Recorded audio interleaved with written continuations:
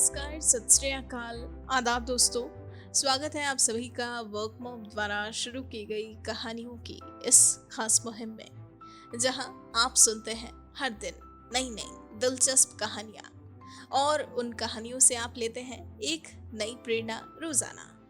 जी हाँ दोस्तों, हमारी हर नई कहानी आपके अंदर करती है एक नई सकारात्मक ऊर्जा का संचार और आपको निराशा से आशा की ओर ले जाती है हमारी हर नई कहानी। तो आइए कहानियों के इस सिलसिले को आगे बढ़ाते हैं और पढ़ते हैं आज की अगली कहानी की ओर। दोस्तों, आज की कहानी है एक शिक्षक की जिंदगी की कहानी। जी हाँ, आज हम बात करेंगे एक गुरु के बारे में। दोस्तों, कहते हैं कि ज्ञान से बड़ा कोई दान नहीं और गुरु से बड़ा कोई दानी नहीं। जी हाँ, गुरु ही एक शिष्य के जीवन से अंधकार मिटाकर ज्ञान रूपी दीप जलाता है। एक ऐसे ही गुरु की कहानी सुनेंगे आज हम, जिनका नाम है गिरीश शर्मा। दोस्तों, आपको बता दें, गिरीश शर्मा शिक्षण पेशे में कार्यरत हैं और वर्तमान में उदयपुर स्थित Vidya Bhavan GS teachers college में बतौर लेक्चरर काम कर रहे हैं। आपको बता दें, ये वर्ष 2012 से इसी महाविद्यालय में अपनी सेवाएं दे रहे हैं। जी हाँ, ये बीएड और एमएड स्टूडेंट्स की क्लासेस लेते हैं, पेडागोजी ऑफ ज्योग्राफी पढ़ाते हैं और इसके साथ ही महाविद्यालय में आयोजित इन सर्विस ट्रेनिंग प्रोग्राम के अंतर्गत अपनी सेवाएं देते हैं। अपने इतने वर्षों के कार्यकाल के दौरान इन्होंने हमेशा इस पेशे को ईमानदारी से निभाया। आपको बता दें, हमेशा से ही इनकी पढ़ाई में विशेष रुचि थी। जी हाँ, इन्होंने शहर के विद्या भवन स्कूल से स्कूली शिक्षा प्राप्त की। हालांकि पहले 12th के बाद इन्होंने अपना सब्जेक्ट चेंज किया और साइंस से धीरे धीरे ज्योग्राफी में दिलचस्पी बढ़ाई। इन्होंने ज्योग्राफी में एमए किया और फिर राजस्थान विद्यापीठ से एमबीए करने के उपरांत बीएड और एमएड किया और इस तरह अच्छी शिक्षा प्राप्त करने के बाद बतौर शिक्षक अपने सफर की शुरुआत की और आज तक अपने इस सफर को जारी रखे हुए हैं और बेहतर शिक्षण सेवाएं प्रदान कर रहे हैं। तो दोस्तों, ये कुछ खास बातें थी गिरीश शर्मा के जीवन से जुड़ी, जो हमने आज आपके साथ साझा की। आइए अब हम इनकी जिंदगी से जुड़े प्रेरक किस्सों और अनुभवों के बारे में जानने के लिए सीधा मिलते हैं इनसे और इनकी ये प्रेरक कहानी सुनते हैं सिर्फ और सिर्फ इनकी अपनी जुबानी। मेरा नाम गिरीश शर्मा है और मैं विद्या भवन गोविंद राम सेक्सरिया शिक्षक महाविद्यालय में लेक्चरर के पद पर कार्य कर रहा हूँ और मैं पिछले 2012 से वहाँ पर काम कर रहा हूँ। और मेरी जो वहाँ पर जो मुख्य जिम्मेदारी है, वो जिम्मेदारी बीएड और एमएड क्लास को पढ़ाना है और इसके साथ में मैं पेडागोजी ऑफ ज्योग्राफी भी पढ़ाता हूँ, है ना। और इसके साथ में मैं वहाँ पर इन सर्विस ट्रेनिंग प्रोग्राम जो चलता है उसमें भी अपनी सेवाएं देता हूँ। विद्या भवन बीएड कॉलेज जो है वो काफ़ी पुराना कॉलेज है। 1942 से ये चल रहा है ना। तो और यहाँ पर स्पेशली बीएड और एमएड कोर्स पढ़ाया जाता है और यहाँ पर इसकी मुख्य विशेषता ये है कि यहाँ पर बच्चों की एक तो केयरिंग की जाती और साथ में ही अभी आप आज के माहौल में आप देखें तो आज के माहौल में जो दूसरे बीएड कॉलेजेस हैं तो वहाँ पर लगभग पढ़ाई बिल्कुल नहीं के बराबर होती है ना। और यहाँ पर हम कोशिश करते हैं कि जो टीचर बन के जाए, मुख्य जो इस कॉलेज का काम है वो अध्यापकों को बनाना है ना। तो और अध्यापक अगर अच्छे बन कर जाएंगे स्कूल में तो वो बच्चों को भी अच्छी तरह से पढ़ा पाएंगे और जो हमारा जो बेस होगा, जो हमारी जो पीढ़ी तैयार होगी वो भी अच्छी तैयार होगी। तो इसको फोकस करके यहाँ पर जो टीचिंग करवाई जाती है और टीचिंग करवाने का मतलब ऐसा नहीं है कि मैकेनिकल प्रोसेस से कराया जा रहा है। आपको बिल्कुल ही अच्छी तरीके से पूरा सब्जेक्ट का नॉलेज अच्छी तरह से दिया जाता है ना। टीचिंग के जो अलग अलग जो कंपोनेंट्स है, उन कंपोनेंट्स को ध्यान में रखकर बच्चों को पढ़ाया जाता है, तैयार किया जाता है। और हमारा जो प्लान है वो बिल्कुल विद्या भवन का एक अलग से प्लान बनाया हुआ है। लेसन प्लान भी, अगर आप लेसन प्लान की भी बात करें तो ऐसा नहीं है कि वो मैकेनिकल है। पूरा बच्चों को अपनी अच्छी तरह से उसको इस तरह से तैयार किया जाता है कि वो किसी भी सिचुएशन में, किसी भी परिस्थिति में हो, किसी भी तरह का बच्चे का लेवल हो, उस लेवल को वो फेस करके अच्छी तरह से बच्चों को पढ़ा सके। इस तरह से किया जाता है। मेरे बचपन की अगर मैं बात करूं, तो मेरा बचपन विद्या भवन में ही गुजरा है। मेरी जो पढ़ाई हुई है नर्सरी से लेकर 12th तक, और यानी कि ग्रेजुएशन तक मैं विद्या भवन में ही पढ़ा हूँ। और उसके बाद में मैं एमए मैंने किया है, ज्योग्राफी में एमए किया है। एमए करने के बाद में मैंने राजस्थान विद्यापीठ से एमबीए किया है। एमबीए करने के बाद में फिर मैंने बीएड किया है, एमएड किया है। तो उस दरमियान जब मैंने 12th तक मेरा जो सब्जेक्ट था वो साइंस सब्जेक्ट था। तो उस समय मेरा इंटरेस्ट तो था मेरा साइंस पढ़ने में, लेकिन वो नंबर भी कम आते थे। और जब ग्रेजुएशन में मैंने एडमिशन लिया तो उस समय वो परसेंटेज मेरे इतने नहीं थे, तो मेरे को ज़बरदस्ती सब्जेक्ट चेंज करना पड़ा। और जब मैंने सब्जेक्ट चेंज किया तो फिर मैंने सब्जेक्ट लिया, एक ज्योग्राफी लिया, एक इकोनॉमिक्स लिया, और विद्या भवन रूरल इंस्टीट्यूट में एक सब्जेक्ट चलता था और एक्सटेंशन वाला, है ना, रूरल डेवलपमेंट एंड एक्सटेंशन, वो सब्जेक्ट लिया। जब मैंने सब्जेक्ट चेंज किया तो फिर मेरे परफॉर्मेंस में एकदम इम्प्रूवमेंट आया, है ना। तो ज्योग्राफी सब्जेक्ट मेरे को थोड़ा सा अच्छा भी लगने लगा, है ना। और क्योंकि मेरा साइंस बैकग्राउंड था तो मेरे को अच्छे से वो समझ में भी आया और मैं उसको अच्छे से कर भी पाया। इकोनॉमिक सब्जेक्ट भी अच्छा था। और फिर रूरल डेवलपमेंट सब्जेक्ट था, हमको थोड़ा सा गांव के बारे में और गांव के लोगों के संपर्क में भी आए, तो वो थोड़ा सा सोशल उस तरह का सब्जेक्ट था, तो वो भी मेरे को बहुत अच्छा लगा। तो धीरे धीरे फिर मेरे को इस तरफ पढ़ाई की तरफ इंटरेस्ट जाने लगा। फिर मैंने आगे ज्योग्राफी में एमए किया, उसमें भी मैंने अच्छा परफॉर्मेंस किया और अच्छे परसेंटेज बनाए और पोजीशन भी उस तरह से बन पाई मेरी। फिर उसके बाद मैंने टीचिंग में कभी जाने का वैसे सोचा नहीं था उस समय, बस उस समय केवल पढ़ लिया था। और उसके बाद में जब हमारा जो फ्रेंड सर्कल था तो वो सब एमबीए कर रहे थे, तो फिर मेरी भी इच्छा हुई कि चलो मैं भी पोस्ट ग्रेजुएशन करते ही मैं एमबीए में एडमिशन ले लूँ।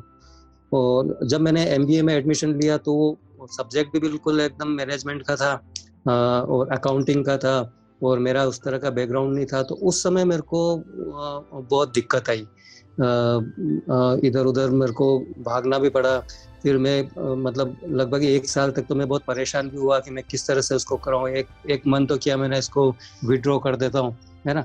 फिर मैंने कोशिश की, कभी किसी लेक्चरर्स के पास जाता कुछ समझने, कभी फ्रेंड के पास जाता, तो बहुत परेशान हुआ। नंबर भी कम आते और कभी कुछ समझ में, और मेरा बैकग्राउंड हिंदी मीडियम था, वो एकदम इंग्लिश मीडियम था। तो उस समय मेरे को बहुत ही ज़बरदस्त एकदम डिप्रेशन टाइप भी हो गया था। और मैंने सोचा कि मैंने किस तरह से ये डिसीजन लिया है और अब मैं किस तरह से इसको भागूं, क्योंकि 2-3 हमारे फ्रेंड्स थे, उन्होंने छोड़ भी दिया था, उनसे नहीं हो पा रहा था। फिर मैंने कहा कि नहीं, अब करना तो पड़ेगा इसको। तो मैंने सभी फ्रेंड से भी हेल्प लेनी छोड़ दी, कहीं दूसरी जगह भी नहीं गया। मैंने बस ऐसा किया कि एक सिलेबस उठाया, लाइब्रेरी में गया और कौन कौन से किस तरह सब्जेक्ट हैं, और अपने लेवल पर उन सब्जेक्ट्स को समझने की कोशिश की, है ना। पहले मैं इधर उधर जाता था, तो फ्रेंड के पास जाता था तो टाइम खराब हो जाता, किसी लेक्चरर के पास में जाता था तो भी लगभग टाइम ही खराब होता था। वो बताते, वो भी यूँ कहते थे तुमको खुद को ही करना पड़ेगा।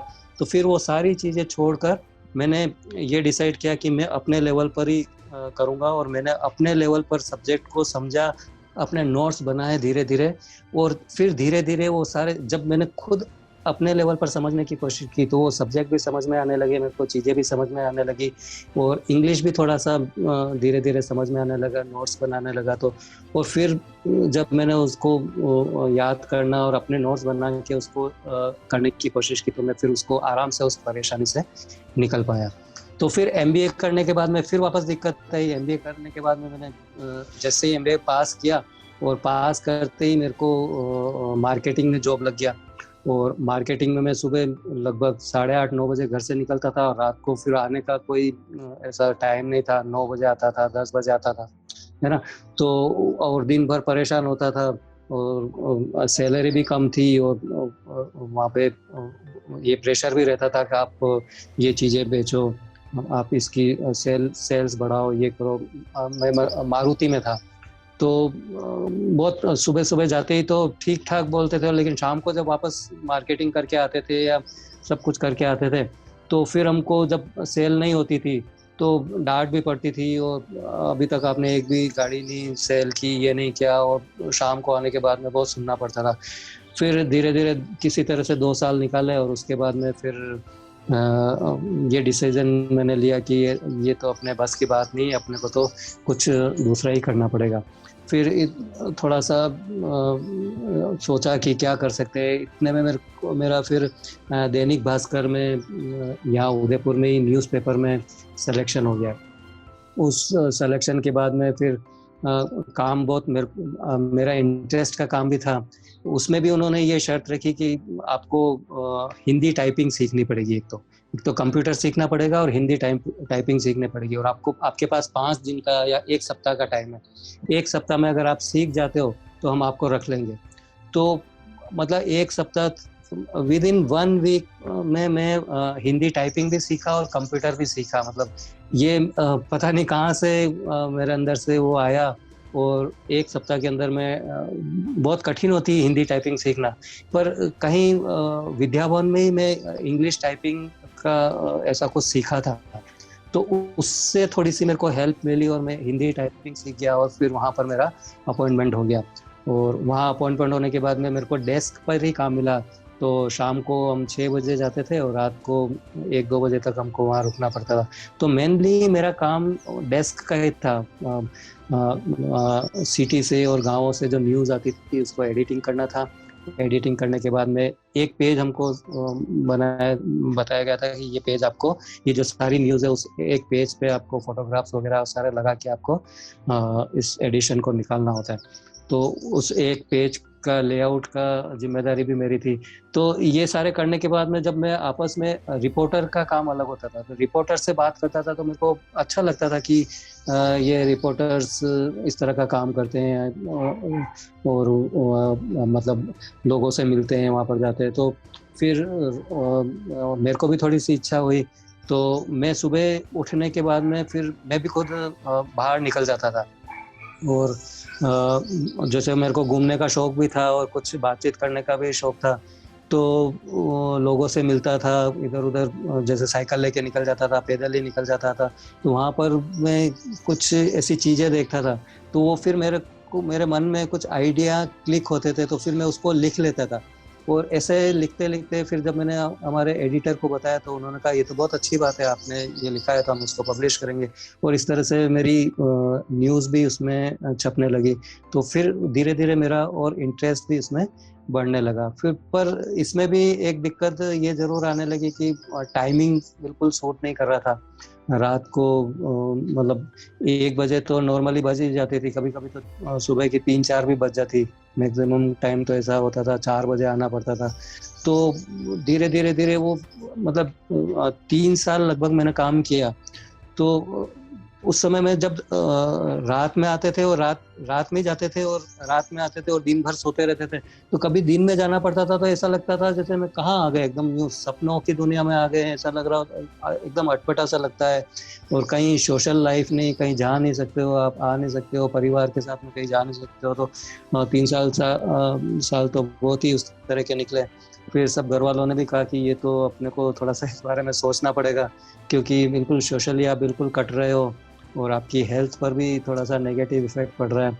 तो धीरे-धीरे फिर यहाँ पर विद्या भवन में वापस क्योंकि फ़ादर भी विद्या भवन में थे और मैं खुद भी विद्या भवन में ही पढ़ा हुआ था, तो Vidya Bhavan education resource centre में अलग-अलग प्रोजेक्ट्स चलते थे, तो वहाँ पर बात की। तो वहाँ पर मेरा फिर सिलेक्शन हो गया था, तो फिर मैंने जर्नलिज़्म को छोड़ के फिर यहाँ विद्या भवन में प्रोजेक्ट्स में काम करना शुरू कर दिया। प्रोजेक्ट में काम हमारा इस तरह का था, जैसे बच्चों के साथ काम था, है ना।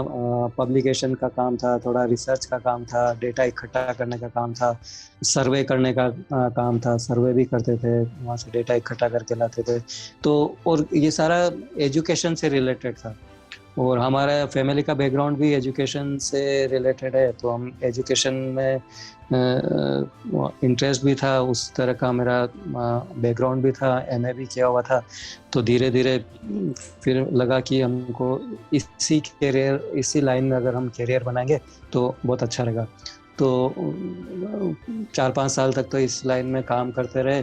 फिर उसके बाद में लगा अगर इसी लाइन में अपने को करियर बनाना है तो इसी लाइन में अपन को आगे कुछ एजुकेशन बढ़ानी भी चाहिए। तो फिर बीएड कर लिया, एमएड कर लिया, और एमएड करने के बाद में 2012 में विद्याभवन टीचर्स ट्रेनिंग कॉलेज में एज ए लेक्चरर के रूप में मेरा सिलेक्शन हुआ, और तब से मैं फिर आज तक यहाँ पर इस पद पे काम कर रहा हूँ। रोल मॉडल की बात करूं तो सबसे बेस्ट रोल मॉडल तो मेरे पापा ही हैं। पापा की वजह से ही, और पापा का भी मतलब एजुकेशन में बहुत अच्छा नाम है, और उनको मैं दिन रात उन्हीं के साथ में रहता हूँ, उनको देखता हूँ तो उनके जैसे ही बनने की कोशिश करता हूँ, है ना। तो एक्चुअल रोल मॉडल तो मेरे वही है, लेकिन उनके अलावा जो अगर मैं बात करूँ तो हार्डी सर, है ना, हार्डी सर को मैं अपना रोल मॉडल मानता हूँ। एच.के. दीवान साहब का आपने नाम सुना होगा। और जब मैंने ईआरसी ज्वाइन किया था तब वो वहीं थे, तो उन्होंने ही मेरे को सेलेक्ट किया था, और उनके साथ में फिर मैंने अभी तक उनके साथ काम कर रहा हूँ मैं, है ना। तो अगर उनकी बात करूँ तो बहुत ही एनर्जेटिक पर्सनालिटी है वो। एजुकेशन और लगभग हर फील्ड में उनका नॉलेज है ना। मतलब मल्टीपल अलग अलग तरह के, हर तरह के वो काम कर लेते, एक ही समय में कई तरह के काम वो कर लेते हैं। लीडरशिप क्वालिटी उनकी जबरदस्त है ना। और वो मतलब उनका सिखाने का तरीका बहुत ही अच्छा है। मतलब वो कभी मतलब वो कभी भी मतलब किसी भी क्वेश्चन का एकदम आंसर नहीं बताते हैं, वो आंसर हमारे अंदर से निकालने की कोशिश करते हैं। आपके अंदर जो क्वालिटी है उस क्वालिटी को वो निकालते हैं, और मतलब वो कहते हैं कि बस ये चीज करनी है, उसके बाद में फिर वो गाइड करते हैं कि ऐसा करो ऐसा करो, और उसके बाद में वो मतलब उनके अंदर इस तरह की क्वालिटी है कि किसी भी पर्सन से वो किसी भी तरह का काम करवा सकते हैं, है ना। मैं जैसे खैर मेरा तो साइंस का भी बैकग्राउंड है और आर्ट्स का भी बैकग्राउंड है, तो मैं कर लेता हूँ, लेकिन मैंने उनके साथ जो काम किया है, तो जैसे रिसर्च का भी काम किया है। रिसर्च पेपर्स उन्होंने अजीम प्रेमजी फाउंडेशन के साथ में जैसे जुड़ा हुआ हूँ, तो वहाँ पर नेशनल लेवल के सेमिनार्स होते हैं, तो हर उन्होंने बस यही कहा है कि गिरीश इस टॉपिक में अपन को थोड़ा सा एक पेपर लिखना है, बस वो इस तरह से कहते हैं और वो बताते जाते हैं, और वो बस अपन उसको करते जाते हैं, और लास्ट में पता पड़ता है कि मैंने इतना अच्छा पेपर लिख लिया है ना। रिसर्च का काम उन्होंने इतना मतलब अच्छा मतलब वो दिया है, मार्गदर्शन दिया है कि किस तरह से जाके लोगों से इंटरव्यू लेना चाहिए, किस तरह से जाके ऑब्जर्वेशंस करने चाहिए, किस तरह से रिपोर्ट बनानी चाहिए, किस रिपोर्ट बनाने के बाद में उसको किस तरह से प्रेजेंट करना चाहिए। वो सारी क्वालिटी उन्होंने मेरे अंदर जो डेवलप हुई है ना, तो वो मैं मानता हूँ कि वो उन्हीं की वजह से हुई है। मतलब एक तरह से अपन कहते हैं ना कंस्ट्रक्टिविस्ट अप्रोच, है ना, ज्ञान का निर्माण कैसे होता है, तो वो किसी भी व्यक्ति के अंदर से ज्ञान का निर्माण करवा सकते हैं, है ना। वो आपको काम कैसे करना है, बस आप जैसे मैंने ज्वाइन किया था तो मेरे को उन्होंने जाते ही कोऑर्डिनेटर बना दिया था। हमारे से सीनियर लोग भी थे, तो वैसे जनरली होता है जो सीनियर होता है वो कोऑर्डिनेटर होता है, लेकिन मेरे को उन्होंने जिम्मेदारी सौंप दी कि ये काम आपको करना है। तो अब मेरे को पता ही नहीं वो तो कैसे करना है, लेकिन उनको मालूम था कि मेरे अंदर क्या क्वालिटी है ना, और उस क्वालिटी के आधार पर उन्होंने वो सारा काम मेरे से करवा लिया। तो उन्होंने पब्लिकेशन में भी मेरे को जोड़ा, पब्लिकेशन का काम मेरे से करवाया, रिसर्च का काम करवाया, डॉक्यूमेंटेशन का काम करवाया, पेपर्स उन्होंने कई तरह से लिखवा लिए, है ना। अलग अलग कई बाहर भी मेरे को कई बार भेजा, तो बाहर भेजने से भी मेरे को बहुत सारा एक्सपोजर मिला, तो कई तरह के अनुभव मेरे को मिले। तो मैं मानता हूँ कि आज वही मेरे रोल मॉडल है, और उन्हीं की वजह से मैं आज यहाँ पर हूँ, तो उन्हीं की वजह से हूँ। अभी जैसे मैं बीएड कॉलेज में बीएड और एमएड क्लास को पढ़ा रहा हूँ, है ना।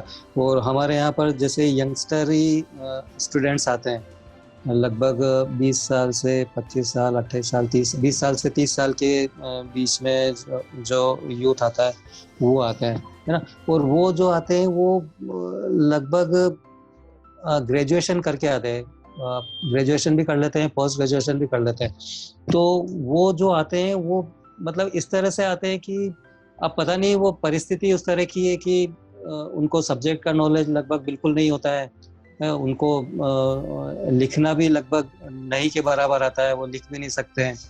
और इस सब का कारण मैं मानता हूँ कि वहाँ पर जो उनके जो ग्रेजुएशन लेवल पर और पोस्ट ग्रेजुएशन लेवल पर वहाँ पर जो फैसिलिटीज़ है, हाँ भले या तो कॉलेज लेवल पर अपन बात कर लें या एकेडमिकली बात कर लें या लाइब्रेरी है वहाँ पर है या नहीं, उनको पढ़ने के मौके मिले या नहीं मिले, है ना। और बस उनका एक ही वो लक्ष्य लेके आते हैं कि हमको किसी न किसी तरह से गवर्नमेंट जॉब में घुस जाना है ना। और वो केवल एक जो अपन बोलते हैं ना पासबुक, कंपटीशन की एक पासबुक लेके आते हैं और बस वो सारी क्लासरूम में पढ़ाना है तो भी उस पासबुक से पढ़ाएंगे, खुद को पढ़ना है तो भी वो पासबुक से पढ़ाएंगे। और उनका एम भी होता है कि मैं बस उस किसी तरह से उस एक किताब को रट लूं और मैं टीचर बन जाऊं और आगे जाके मैं स्कूल में जाके काम करूं। तो मेरे को लगता है ये उनका जो ये जो आगे बढ़ने का जो तरीका है या जो भी उनकी सोच है वो बिल्कुल एक तरह से उनको सोच में बदलाव लाने की बहुत जरूरी है। मैं सोचता हूँ कि उनको उस किताब के अलावा अगर उनको गवर्नमेंट जॉब में भी जाना है तो उनको टेक्स्ट बुक पढ़नी पड़ेगी। अगर वो टेक्स्ट बुक पढ़ लेंगे 6 से लेकर, मैं उनको कहता भी रहता हूँ कि आप अपने पास में 6 से लेकर 12 तक की टेक्स्ट बुक आप ले लीजिए, है ना। एनसीईआरटी की ले लीजिए, राजस्थान बोर्ड की ले लीजिए, बस केवल उसको बार बार पढ़ लीजिए। उनके कॉन्सेप्ट अगर क्लियर हो जाएंगे तो आपका कहीं भी सिलेक्शन हो सकता है। आप अच्छी किताबें पढ़िए लाइब्रेरी में बैठ के। अब वो जैसे बीएड का एग्जाम भी देना होगा तो अभी वो उनका सारा फोकस होगा, वो एडमिशन उन्होंने यहाँ पर ले लिया है लेकिन शाम को 4 बजते ही वो कोचिंग के लिए भागने की कोशिश करते हैं। सुबह 6 बजे से लेकर 10 बजे तक कोचिंग में जाते हैं, फिर कॉलेज भागते भागते कॉलेज आते हैं, फिर शाम को वापस वो वही कंपटीशन की। तो उनका जो सारा जो है वो दौड़ भाग में निकल रहा है। तो मैं उनको यही कहता हूँ कि अभी अगर आप बीएड अच्छी तरह से कर लोगे, क्योंकि कंपटीशन वाला जो कोचिंग सेंटर में जो पढ़ाते हैं वो भी तो क्या पढ़ा रहे हैं, हम जो पढ़ा रहे हैं वही चीज वो वहाँ पर पढ़ा रहे हैं। आपने यहाँ पर भी पैसा दिया है और कोचिंग सेंटर में भी जाके पढ़ रहे हो और वो जो पढ़ा रहा है आप वही पढ़ रहे हो और आपका जो बेस है वो बेस भी क्लियर नहीं हो रहा। तो आप इस कॉलेज में अगर बीएड कॉलेज में पढ़ने आए हो तो सबसे जरूरी है कि आप अच्छी किताबें पढ़ो। अब जैसे हमारे लेसन प्लान का भी चल रहा है तो लेसन प्लान अगर बनाना है तो वो लेसन प्लान भी टेक्स्ट बुक्स को पढ़ के बनाएगा तो वो अच्छा बना पाएगा। तो वो हम जो प्लान बनाते हैं वो क्वेश्चन नहीं करते, उनके दिमाग में ऐसा घुसा हुआ है कि जो भी हम गूगल पे जाके यूट्यूब पे जाके पढ़ना है और वहां से लेसन प्लान बना। तो उनकी मेंटेलिटी इस तरह से बन गई है कि वो सारा जो फोकस है वो गूगल पे है या कोचिंग सेंटर पे है या जो पासबुक वगैरह है, कंपटीशन की जो बुक्स है उससे पढ़ने की उनकी रह गई। वो उसके अलावा कुछ दूसरा पढ़ना ही नहीं चाहते हैं। लेकिन मेरा मानना ऐसा है कि वो जब तक वो दूसरी बुक्स नहीं पढ़ेंगे, अच्छा साहित्य नहीं पढ़ेंगे, जो ऑथेंटिक जो बुक्स हैं वो बुक्स नहीं पढ़ेंगे, तब तक ना तो उनका एजुकेशन से रिलेटेड कॉन्सेप्ट क्लियर होगा ना सब्जेक्ट से रिलेटेड कॉन्सेप्ट क्लियर होगा। अगर वास्तव में वो चाहते हैं कि अपना डेवलपमेंट हो तो उनको टेक्स्ट बुक जरूर पढ़नी पड़ेगी। टेक्स्ट बुक पढ़ेंगे तो फिर वो बच्चों के लेवल पर जाके सोच पाएंगे कि बच्चों को किस तरह से हमको पढ़ाना है, बच्चों की किस तरह से क्वेश्चन होते हैं, है ना। अभी जो पढ़ा रहे हैं वो कंपटीशन के आधार पर पढ़ रहे हैं तो फिर क्लासरूम में भी वो उसी तरह के क्वेश्चन पूछते हैं, है ना, जो नॉलेज बेस्ड होते हैं। तो कॉन्सेप्ट उनको क्लियर नहीं होते हैं। बच्चों की जो स्किल डेवलपमेंट होनी चाहिए वो स्किल डेवलप नहीं हो पाती है। बच्चों में जो वैल्यूज डेवलप अपन करना चाह रहे हैं, क्योंकि टीचिंग का मतलब केवल इंफॉर्मेशन देना नहीं होता है, टीचिंग का मतलब बच्चों में टीचिंग के साथ साथ में वैल्यूज भी डेवलप करनी होती है कि किस तरह से एक दूसरे की मदद करते हुए अपन पढ़ सकते हैं, एक दूसरे की सहायता करें, अपन उनको बताएं कि इस तरह से हो सकता है, आपस में बातचीत करें, एक दूसरे से सीखें, है ना। तो ये सारी चीज़ें लगभग गायब होती जा रही। और एक्चुअल में अगर आप वास्तव में अच्छी बुक्स पढ़ोगे तो उनसे बहुत कुछ सीखने को भी मिलेगा और आपस में कॉलेज में भी आप आओगे, एक दूसरे से चीज़ों को शेयरिंग करोगे तो बहुत सारी चीज़ें आप सीखोगे और दूसरों को भी सिखाओगे और खुद भी सीखोगे।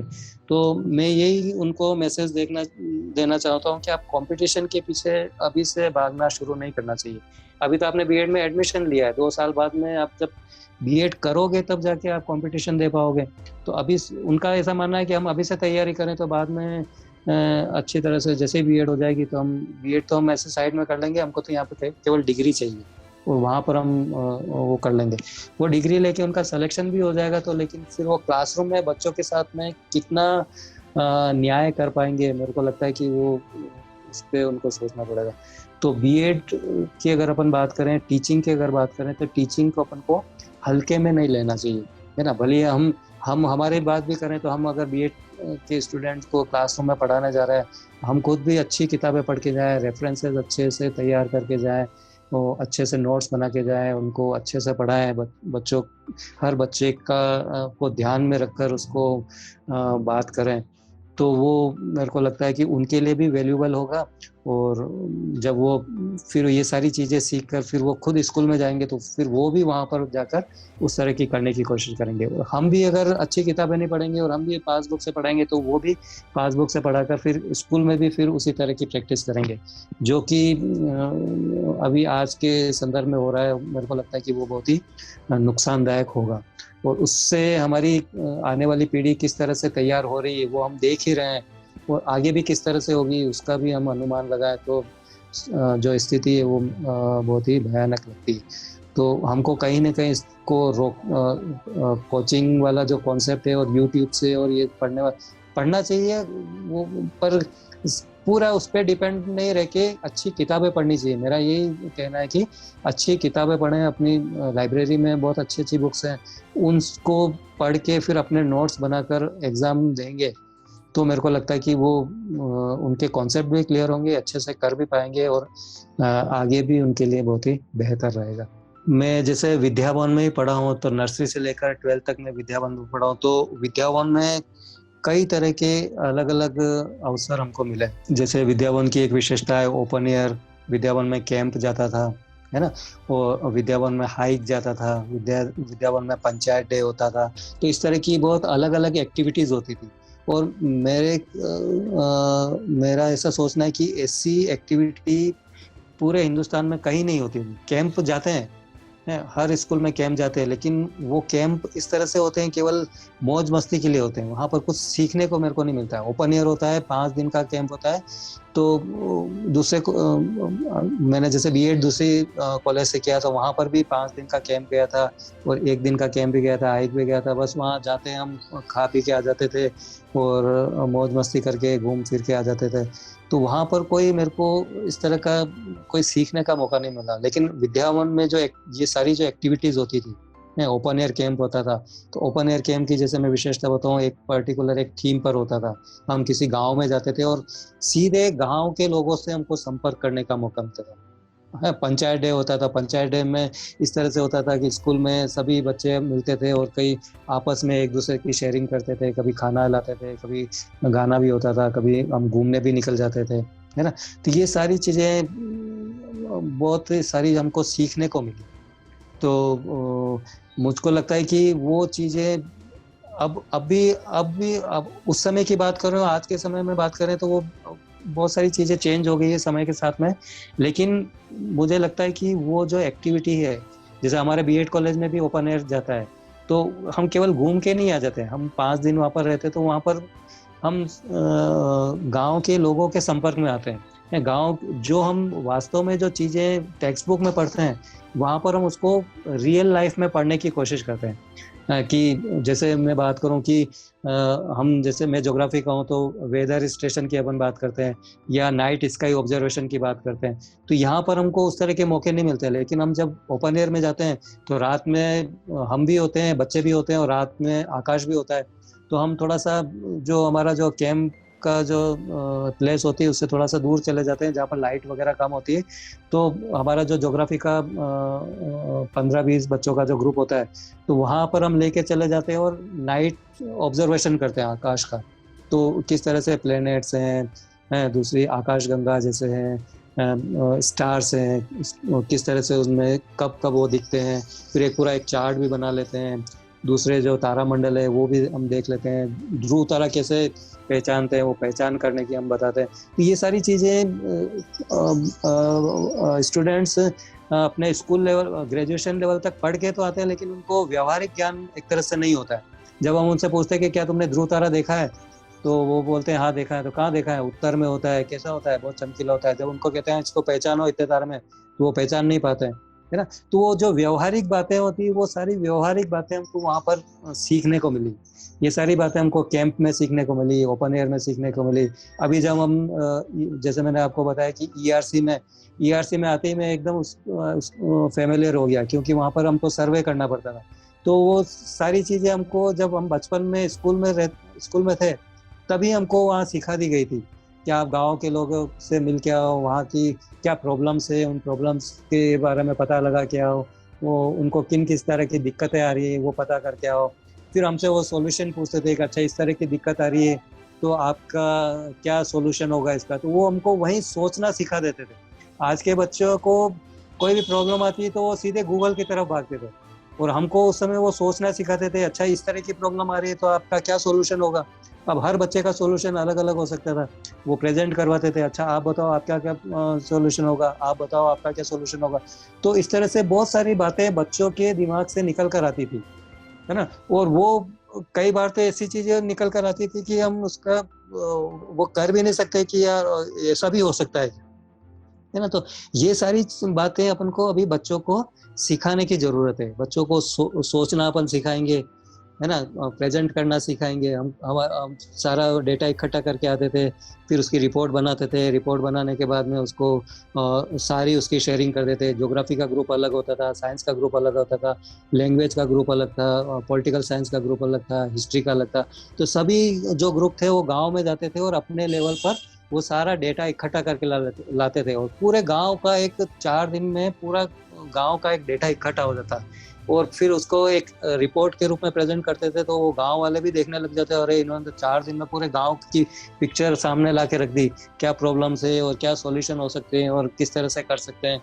तो ये इतना बड़ा काम 5 दिन में करवाना कोई मामूली बात नहीं है ना। एक तो घूम फिर के आ जाओ, और एक इतनी चीजें, और उसके बाद में फिर बच्चे भी सोचते हैं कि हमने कितना बड़ा काम कर दिया है ना। तो वो सारी चीजें हमको, और फिर ये सारी चीजें हम जब करते थे तो साथ साथ में हम वैल्यूज भी सीखते थे। एक दूसरे की केयरिंग करना सीखते थे, संवेदनशीलता सीखते थे, एक दूसरे की मदद करना सीखते थे। तो ये सारी वैल्यूज जो हमारी डेवलप हुई है वो आज वैल्यू हमारे काम आ रही। तो जब बच्चा आता है आज के परिवेश में अपन बात करें तो बच्चा पता नहीं किस किस परिस्थिति से होकर गुजर कर हमारे पास बीएड करने आता है। बच्चों के पास में पैसा नहीं होता है। गर्ल्स स्टूडेंट्स की बात करें तो उनके पेरेंट्स आने नहीं देते हैं, कि कई की शादी हो जाती है तो उनके घर वाले उनको परमिशन नहीं देते हैं। फिर वो कहते हैं कि आप साड़ी पहन के जाओ, ये पहन के जाओ। कब घर का सारा काम करने के बाद में वो बच्चा आता है, उसके बाद में अगर वो ठीक नहीं कर पा रहा है तो अपन उस पर एकदम जल्ला जाते हैं, उसको डांट भी देते हैं। तो हम उसको वो परिस्थिति हमको अब वो देखने की हम कोशिश करते हैं कि ये बच्चा कम से कम कॉलेज आ तो रहा है, करने की कोशिश तो कर रहा है, और किस परिस्थिति से आ रहा है ये, है ना। तो वो परिस्थिति को देखना, हमको अनुभव करने की क्षमता हमारे अंदर आ गई है। ये विद्या भवन से ही आई है। तो मैं सोचता हूँ कि मैं खुद भी वापस जाऊँ उसको, बहुत सारी चीज़ें हमारी अगर ऐसी रह गई है तो हम उसको करें, और बच्चों में भी इस तरह की चीज़ें डेवलप करने की कोशिश करें। तो और एक चीज़ अगर मैं वापस पुराना अगर मैं जाना चाहूँ तो अब मैं सोचता हूँ कि साइंस, अगर उस समय मैं साइंस पढ़ा होता तो और ही अच्छा रहता। मैंने जैसे 12th तक साइंस करने के बाद में छोड़ दी। वो खेलने में भी थोड़ा सा ध्यान रहता था, थोड़ा सा कंसंट्रेशन भी नहीं बैठता था। ट्यूशन भी जाते थे तो हम मस्ती में थोड़ा सा रह जाते थे, पढ़ते भी नहीं थे। तो अब सोचता हूँ कि अगर उस समय थोड़ा सा ध्यान दे के पढ़ लिया होता तो अपन और अच्छा कर लेते। तो मेरा जनरली जो पढ़ने का जो इंटरेस्ट था वैसे बायोलॉजी लेने का था, लेकिन मैंने वो सब्जेक्ट पता नहीं अपने फ्रेंड सर्कल के साथ में, सब फ्रेंड मैथमेटिक्स ले रहे थे तो मैंने भी मैथमेटिक्स ले लिया। लेकिन अब मैं सोचता हूँ तो उस समय अगर मैंने ये डिसीजन लिया होता कि मैंने साइंस बायोलॉजी लिया होता तो मेरा बायोलॉजी में ज़्यादा इंटरेस्ट था, और अभी भी मैं जैसे कोई भी बुक्स उठाता हूँ तो बायोलॉजी पढ़ने में मेरा ज़्यादा इंटरेस्ट है ना। तो मैं सोचता हूँ अगर बायोलॉजी पढ़ता तो मैं उसमें अगर अपना करियर बनाता तो ज़्यादा अच्छा रहता। मैं आगे भी मेडिकल लाइफ में लाइन में भी जा सकता था, क्योंकि मेडिकल में और उस तरह का भी इंटरेस्ट है मेरे को कि किस तरह के मेडिसिन दी जानी चाहिए। और जैसे बच्चे भी आते हैं तो उनकी कोशिश करता हूँ कि बच्चा क्या सोच रहा है ना, बच्चा क्या सोच रहा है, क्यों बच्चा ये एक चीज नहीं कर पा रहा है ना। तो थोड़ा सा साइकोलॉजिकली भी उसको पढ़ने की कोशिश करते हैं कि अच्छा ये इसने बच्चे ने ऐसा किया है तो क्या सोच के किया होगा, ये बच्चा नहीं कर पा रहा है तो क्यों नहीं कर पा रहा होगा, है ना। तो वो सारी चीजें मैं सोचता हूँ कि अगर उस डायरेक्शन में जाते हैं, उस बैकग्राउंड से अपन पढ़ते हैं तो शायद आज अपन बच्चों की थोड़ी सी और ज़्यादा भी मदद कर पाते हैं। क्योंकि बच्चे भी अभी जो बच्चे आते हैं वो एक तरह से डिप्रेस्ड भी आते हैं, है ना। महिलाओं की या गर्ल्स स्टूडेंट्स की अलग तरह की प्रॉब्लम्स है। और अभी मैंने थोड़ी देर पहले बताया कि बच्चों को कोई गाइड करने वाला नहीं है, तो वो अभी बीएड में एडमिशन लेते ही वो कोचिंग की तरफ भागने की कोशिश करते हैं। तो उनको ट्रैक पे लाने का काम भी अपन को करना पड़ेगा कि पढ़ाने का मतलब, टीचिंग का मतलब यही नहीं है कि अपन केवल अपना जो बीएड का कोर्स है और पढ़ा के छुट्टी कर लो। अपने को वो अगर टीचर बनने जा रहा है तो टीचर की एक क्या क्वालिटी है, वो किस तरह से आगे बच्चों को बच्चों के साथ में अगर वो टीचर बन जाएगा तो उसको भी बच्चों के साथ में काम करना पड़ेगा। तो और बच्चों की साइकोलॉजी समझनी पड़ेगी। हर बच्चा अपने आप में अलग होता है ना। उसके क्लास में अगर 50 बच्चे हैं तो 50 बच्चों को एक तरीके से नहीं पढ़ा सकता है। हर बच्चे को उसको देखना पड़ेगा। अगर आज इस बच्चे की क्वालिटी ये है, उस क्वालिटी पे काम करना पड़ेगा। इस बच्चे की क्वालिटी ये, उस क्वालिटी पे काम करना है। इस बच्चे की ये प्रॉब्लम है तो उस प्रॉब्लम को ध्यान में रखकर उसको पढ़ाना पड़ेगा। तो ये सारी बातों को ध्यान में रखकर अपन अगर पढ़ाएंगे तो हम, और कितना मुश्किल है, अपन इसको कितना आसान समझते हैं, लेकिन सबसे जो टफेस्ट जॉब है वो मैं समझता हूँ कि टीचिंग है। बच्चों को समझाना, है ना, और समझना, बच्चों को समझना और फिर समझाना, मेरे को लगता है कि सबसे कठिन काम में हमने इस पेशे में हम जुड़े हैं। और इसके लिए हमको कितना पेशेंस रखने की ज़रूरत है, कितनी मेहनत करने की ज़रूरत है, और मेरे को लगता है कि इस पर अपन को थोड़ा सा सोचना चाहिए। सक्सेस मंत्र तो ये है कि एक तो ईमानदारी से, ये जो पेशा चुना है इसमें एक तो ईमानदारी से काम करने की बहुत ज़रूरत है, और डेडिकेशन बहुत ज़रूरी है ना। और तीसरी चीज़ जो सबसे इम्पोर्टेंट मैं मानता हूँ कि वास्तविकता का हमको सामना करना पड़ेगा, है ना। जो अपन सोचते हैं कि, हम लोग सोचते हैं कि चीज़ें ऐसी हो जाएगी, लेकिन वास्तव में ऐसी होती नहीं है ना। हमारे सपने अलग होते हैं, हमारा सोचना अलग होता है, लेकिन वास्तव में अगर अपन रियलिटी में अगर बात करें तो रियलिटी में ऐसा कुछ होता नहीं है ना। तो रियलिटी तो वास्तव में जो रियलिटी होती वही होती है। तो हमको उसको फेस करना जरूरी है। ऐसा नहीं है कि हमारी तरफ से अगर काम नहीं हो पा रहा है तो हम जबरदस्ती उसको करवाने की कोशिश करें। हमको ये समझना पड़ेगा कि ये काम नहीं हो पा रहा है या हमारे मन मुताबिक नहीं हो पा रहा है तो क्यों नहीं हो पा रहा है। इसका जो सॉल्यूशन है वो हमको सोच कर ही निकालना पड़ेगा, कोई दूसरा सोच के नहीं निकाल सकता, है ना। तो कई बार हमारे जीवन में इस तरह की परिस्थितियां आती है कि हमको डिसीजन लेने पड़ते हैं, तो वो इसी सोच से लेना पड़ता है कि जो चीज़ है वो है।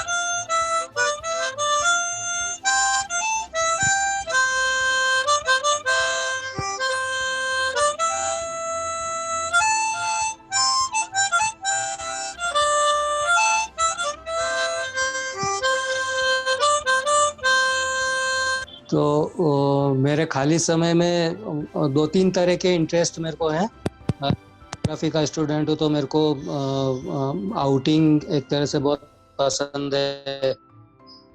तो जब भी मौका मिलता है मैं जैसे तो मैं ले जाता हूँ, उनको भी मैं साथ में ले जाता हूँ। हमारा एक प्रकृति साधना केंद्र है, वहाँ पर भी हमने कई बार इस तरह से चले जाते हैं, दिन भर हमने वहीं बिताया। बर्ड वॉचिंग भी हम करते हैं, है ना। तो वहाँ पर भी जाते हैं, कभी ऐसे ही साइकिल लेके बाहर निकल जाते हैं। तो एक तो इस तरह का मेरे को इंटरेस्ट है। दूसरा ये कल्चर प्रोग्राम का और गाने का और इस तरह का मेरे शौक है मेरे का। तो इस तरह का कभी मौका मिलता है तो खाली समय में मैं जैसे माउथ ऑर्गन बजा लेता हूँ, गाना भी मैं गा लेता हूँ, है ना। और तीसरा मेरा इंटरेस्ट है जैसे इस आध्यात्मिकता की तरफ भी मैं थोड़ा सा मेरा झुकाव है। तो इस तरह के मैं कोर्स वगैरह भी करता रहता हूँ, मेडिटेशन के और योगा के। और अभी जैसे रिसेंटली मैं अरविंद सोसाइटी से भी थोड़ा सा जुड़ा हूँ, तो उसमें भी मैं थोड़ा सा इंटरेस्ट अभी ले रहा हूँ। तो वहाँ पर भी मेरे को काफ़ी सीखने को मिलता है। और गाने का मुख्य मेनली मुकेश के गाने मेरे को अच्छे लगते हैं, है ना। तो एक गाना जनरली मेरे को बहुत अच्छा लगता है, तो आपको मैं एक दो लाइन सुनाता हूँ उसकी।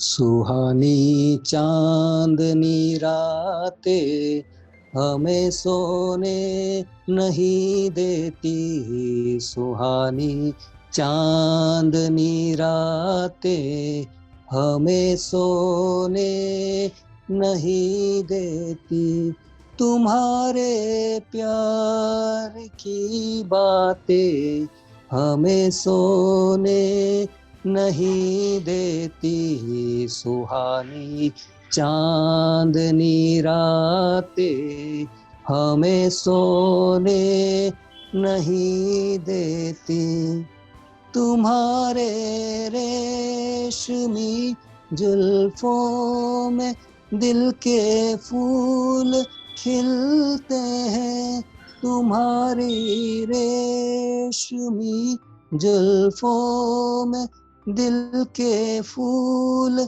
खिलते हैं, कहीं फूलों के मौसम में कभी हम तुम भी मिलते हैं, पुरानी वो मुलाकातें हमें सोने नहीं देती, पुरानी वो मुलाकातें हमें सोने नहीं देती, तुम्हारे प्यार की बातें हमें सोने नहीं देती, सुहानी चांदनी रातें हमें सोने नहीं देती, कहीं ऐसा न हो लग जाए दिल में आग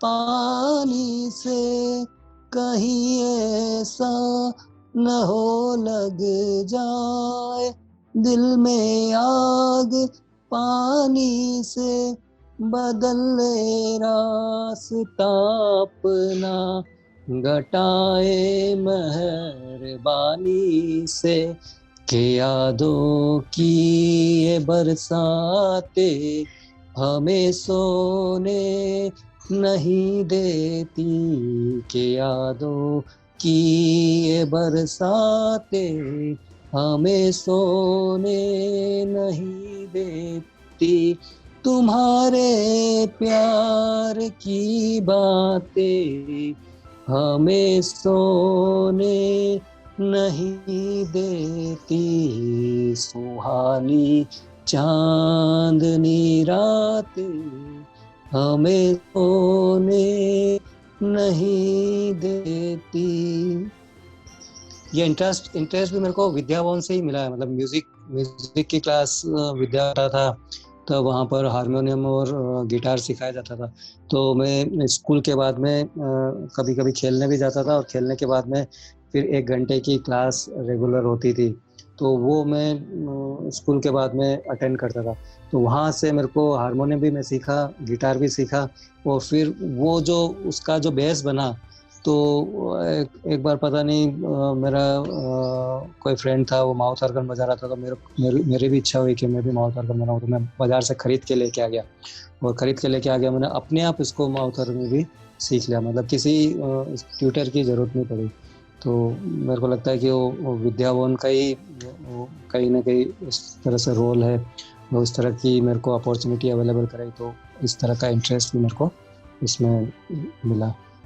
सभी को बहुत-बहुत धन्यवाद। आपने मेरी बातचीत सुनी और आपको लगता है इसमें कोई भी एक भी आपको बात अगर अच्छी लगती हो, तो आप उस पे सोच सकते हैं, और आपको लगता है कि नहीं ये बात अच्छी नहीं, तो आप उसको इग्नोर भी कर सकते हो।